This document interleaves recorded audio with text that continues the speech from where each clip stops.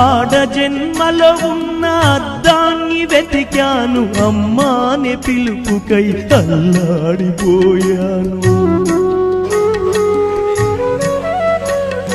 చిన్న నోట తొలిసారి అమ్మాని పలికితే ఆడ జన్మను నేను గెలిచానుకున్నాను.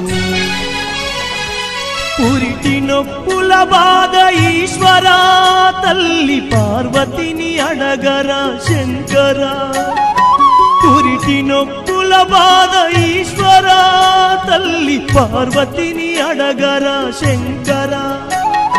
తల్లిగా పార్వతికి ఒక నీతిని ఈ తల్లి గుండెల్లోన